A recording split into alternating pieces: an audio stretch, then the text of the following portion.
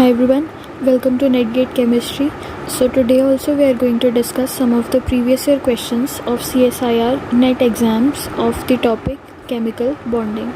So the first question which we are going to discuss says that based on valence shell electron pair repulsion theory, the predicted shapes of XeF5 negative and BrF5 respectively are, and these are the four options given as pentagonal, planar, square pyramidal.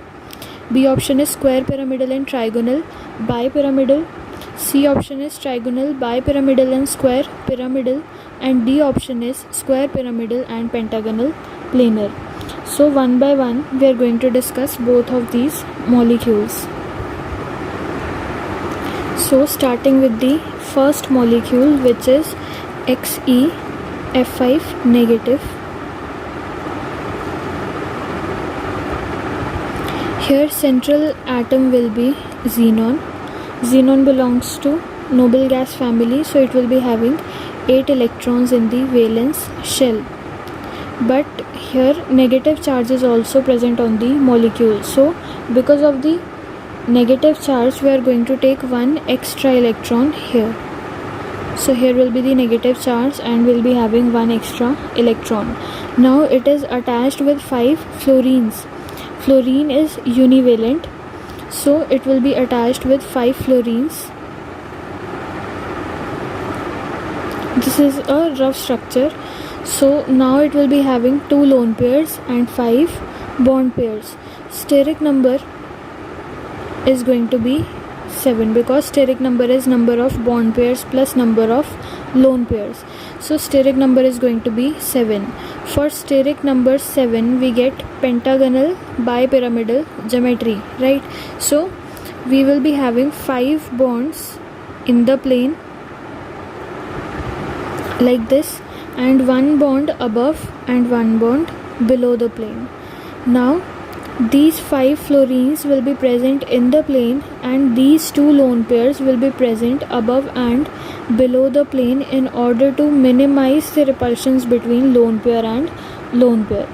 So now 5 fluorines will be present like this in the plane. So if you look at the geometry, then geometry is going to be pentagonal bipyramidal because above and below there are 2 lone pairs making 2 pyramids. Now if we have to look at the shape which is asked in the question, in order to look for the shape we just have to ignore these 2 lone pairs. Now if we ignore these lone pairs, what kind of shape we are getting? It is pentagonal planar. Shape is pentagonal planar. So solving the first molecule gives the answer, right? First is pentagonal planar, so definitely answer is going to be option A, but for practice purpose we are going to solve the second one also, which is BrF5. Here bromine is the central atom. It belongs to halogen family, so it is going to have 7 electrons in the valence shell. Now it is attached with 5 fluorines. So fluorine is univalent, so 5 fluorines will be present like this. This is the rough structure. Now bromine will be having 1 lone pair and 5 bond pairs. So total steric number is going to be 6, right? For steric number 6, geometry is octahedral like this. 4 bonds in the plane and 1 above and 1 below the plane.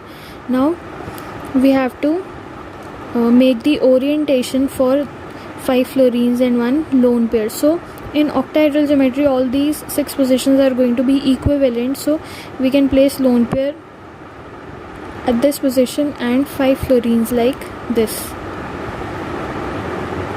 Okay, octahedral is the geometry of this molecule. Now if we have to look for the shape of the molecule, then we just have to ignore this lone pair.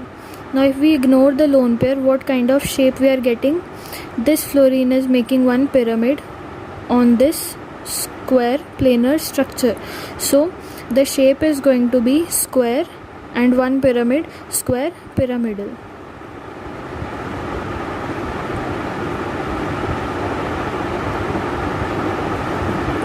So for option A we are having pentagonal, planar and square pyramidal shape. So option A is the correct option. Now moving on to the second question. So the next question says that among ClO3 negative, XCO3 and SO3, species with pyramidal shape are. So basically we have to find out the shapes of these three molecules. So first we are going to discuss ClO3 negative.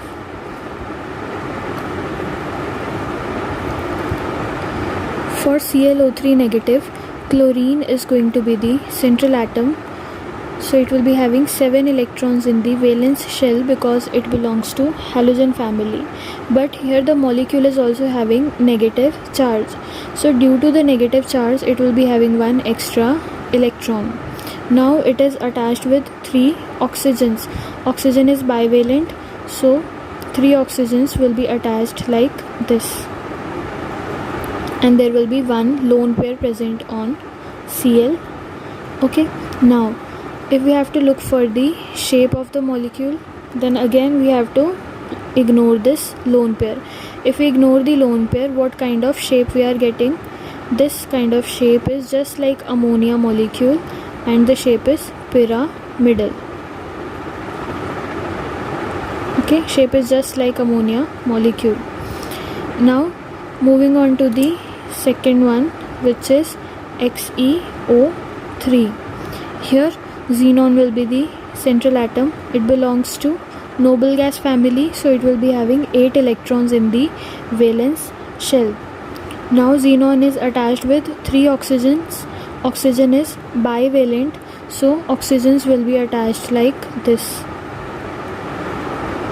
Here also there are 3 bond pairs and 1 lone pair, just like this case, and this structure is also just like ammonia molecule, so this is also pyramidal in shape.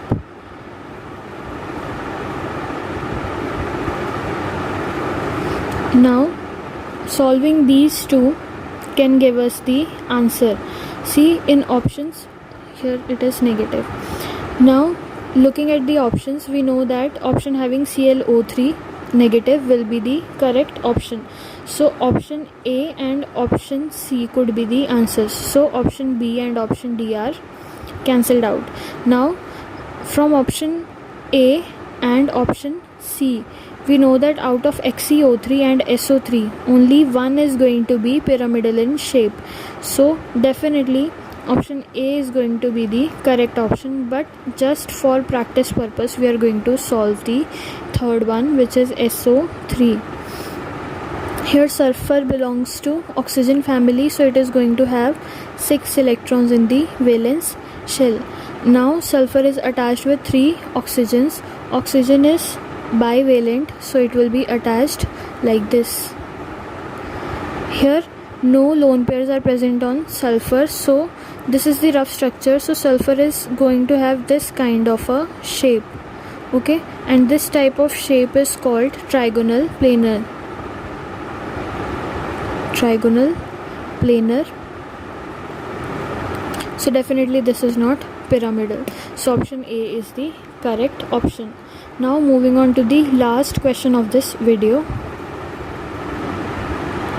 So this question says that among SiCl4, POCl3, NF3 and trans SnCl4 Py twice, those with zero dipole moment are. So we basically have to find out the molecules having zero dipole moment. So in order to look for the dipole moment, we should first know about the shape of the molecule.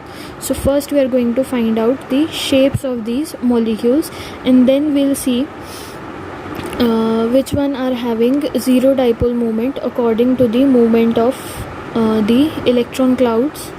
Okay, so first we are going to discuss SiCl4. Here silicon is going to be the central atom. Silicon belongs to carbon family, so it is going to have 4 electrons in the valence shell. Now it is attached to 4 chlorines. Chlorine is univalent, so it will be like this. Now if in this molecule I have to look for the dipole moment, then you will see it is a very symmetrical molecule having tetrahedral shape and TD symmetry. If you have studied group theory, then you will be knowing about TD symmetry. It is very symmetrical molecule. So each of these dipole moments will cancel out each other, right? Each of these bonds will be having some dipole moment due to the electronegative nature of these chlorines.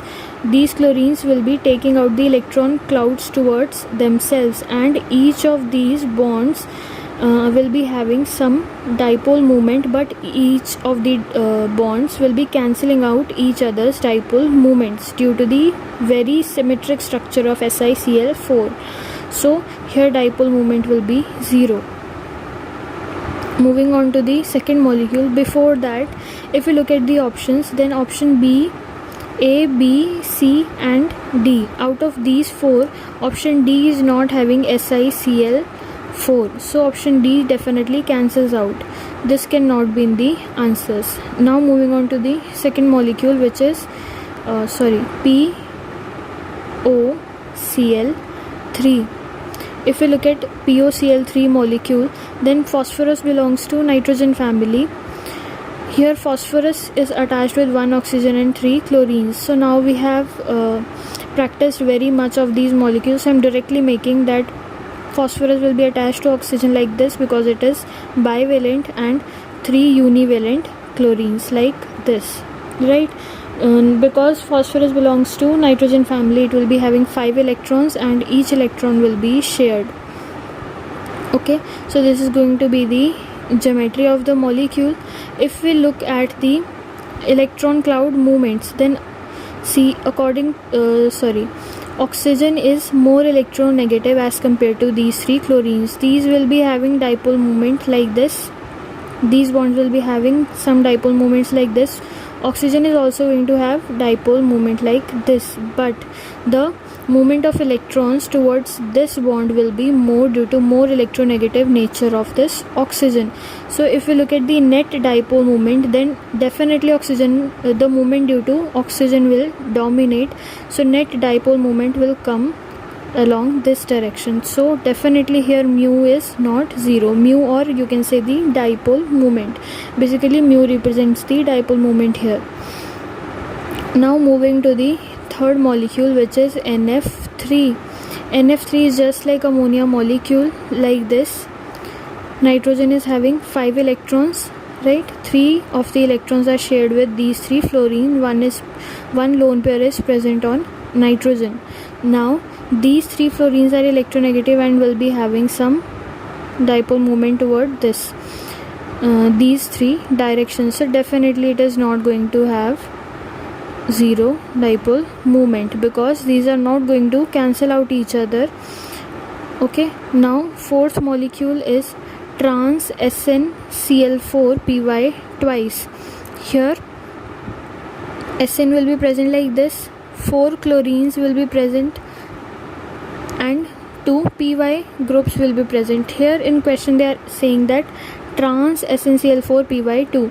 Now these 2 py groups will be present trans to each other. If we have to orient these py groups trans to each other, then we have to place them at 180 degree angle with each other. So if I place one py group here above the plane, then other will be here below the plane, and between both of them there will be an angle of 180 degrees. Now remaining 4 Cl will be present like this. Okay, this is trans SnCl4 py twice. If they were asking about cis SnCl4 py twice, then between these 2 py groups we have to maintain the angle of 90 degrees, right? But in case of trans we have to maintain the angle of 180 degrees. So this is trans SnCl4 py twice. Now in this case, this bond movement will cancel out this one, this will cancel out this one, and this will cancel out this one. okay, because symmetric groups are present, or you can say center of symmetry is present. If you have studied group theory, then you will be knowing that. But if you don't know, then you can definitely understand from this concept that this bond moment will cancel out this one, this will cancel out this one, and this will cancel out this one, because at opposite positions similar groups are present. So definitely in this case mu is going to be 0. So now the molecules having 0 dipole moment are SiCl4 and SnCl4py2 trans. So now we have to look for the options having SiCl4 and trans SnCl4py twice. So the correct option is option C. Okay, so I think so far that's it for this video.